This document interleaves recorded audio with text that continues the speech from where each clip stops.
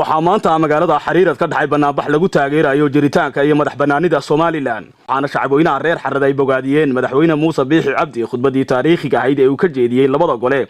isla markaana ugu quuskooyay rabitaankii uu rabay madaxweyne Farmaajo inuu ku yimaado cariga Soomaaliland waxaana meel fagaara bulshada kala hadlay gudoomiyaha degmada Xariirad Cabdilaahi Xasan Warsame iyo xogayaha fulinta ee dawladda hoose ee degmada Xariirad siyaasiyiin cuqaal dhalinyaro kuwaas oo bulshada la wadaagay dareenkooda wadaninimo isla markaana ku hambaliyay madaxweynaha Soomaaliland go'aanka geesinimada la uu qaatay waxaana kamid ah hadaladoodii waxaan salaamaynaa oo salaam u diraynaa qiimaha qaayare ummadda Soomaaliland iyo madaxdooda waxaan leenahay assalaamu calaykum waraxmatullaahi wabarakaatuh markii xiga waxaan taageero buuxa u muujinaynaa khudbadii sanadlaha ahayd ee uu madaxweynaha jamhuuriyadda Soomaaliland ka horjeediyay labada gole khudbadaas oo dastuuri ahayd waxaan taageersanahay oo hiil iyo hooba la kala taaganahay haddaan nahay bulshada ku nool magaalada degmada Xariirad iyo maamulkeedaba madaxweynuhu mowqifkii uu ka qaatay ee geesinimada ahaa ee uu ka qaatay go'aankii Farmaajo iyo Itoobiya madaxweyne waxaan leenahay qaranimada Soomaaliland adaan ku aaminay adaan hogaaminaya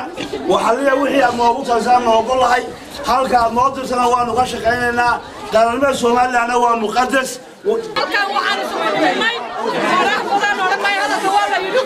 waxaan taageersanahay khudbadii madaxweynaha Muuse Biixi Cabdi oo ku qudbeeyay khudbadiisii sanadlaha ahayd aad baan u taageersanahay khudbadaadka uu ka jeediyay labada gole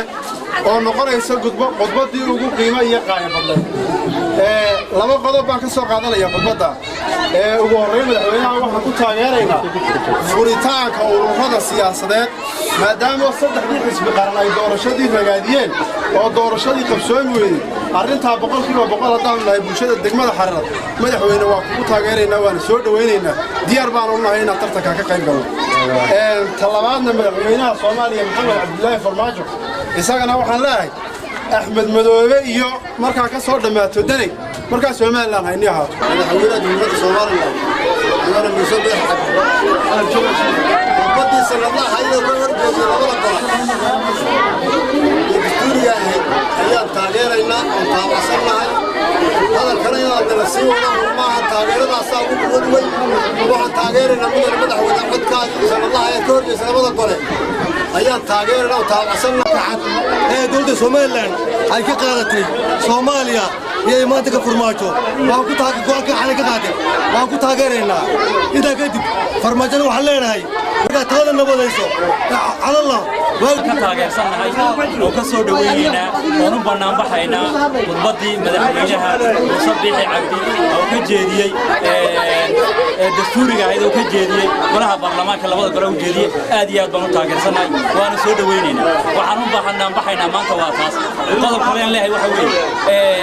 Farmaajo hadalayntii la hadalay oo imanaya la lahaa madaxweynaha Soomaaliya waxaan ka leenahay sidii madaxweynuhu yiraahdo ka leenahay waxaan leenahay maya ma aqbalayno inaad timaado taageerada madaxweynaha uu muujinayso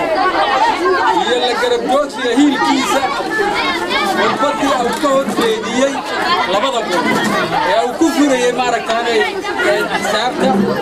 iyo danihii qaranka uu soo galay iyo waxa uu shaqeeyay oo ka jeedinayay ayaan ku taageersan madaxweyne waad ku maadsantahay waxaan ku taageersanahay taageerayo madaxweynaha jamhuuriyadda Soomaaliland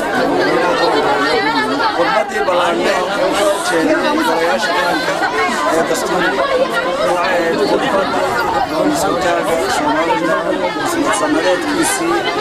wuxuu kaga hadlay wax badan oo dadka iyo dalka ku jirto aad u soo socotaa mid qaadi karta maaha oo qodobka koobaad qodobka labaad waxaan leeyahay aqal nabadgelyo ku jooga aqal gubanaya laguma badbaadiyo taasi waa qodobka labaad waxaan leeyahay hawlaha Allah ku fudaydiyo taada ku eekow baan leeyahay waxaan uga diraynaa madaxweynaha jamhuuriyadda Soomaaliland mudane Muuse Biixi Cabdi waxaan leenahay mudane khudbadaadii aad baan ugu faraxnay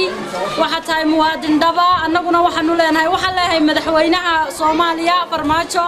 waxaan leeyahay iska daa Hargeysa lagu soo dhaweeyay xadka Soomaaliland lacagaha soo saarta ma ogolin وعبد المجيد إبراهيم مؤمن تلفزيون عالمي أريال TV مقالة حريرة adeega cusub ee shirkadda Dahabshiil iyo Dahab haddaba macmil adeegan cusub ee casriga ahi waxa uu kuu sahlayaa in adigoo jooga gurigaaga amase goobtaada shaqo